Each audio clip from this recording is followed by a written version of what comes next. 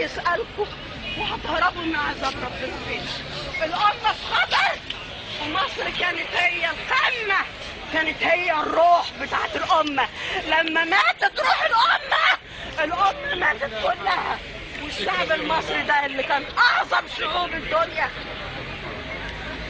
تعالي يا حاج بقى أكبر. طب تعالي اقعدي خدي نفسك. الدنيا كلها بتتغطى على قفاكم يا مصريين. تعالي. اخص عليكم، اخص عليكم، اخص عليكم، اخص عليكم يا مصريين.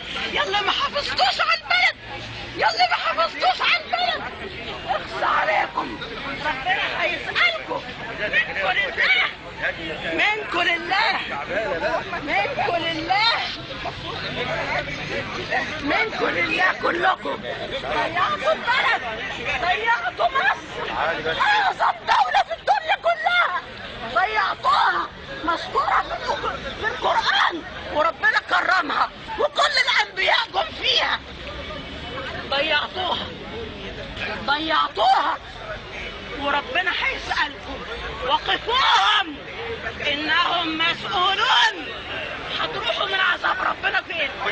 قريت الفاتحة؟ تعالي قري الفاتحة. حبيبي ده انا من 27 رجب 28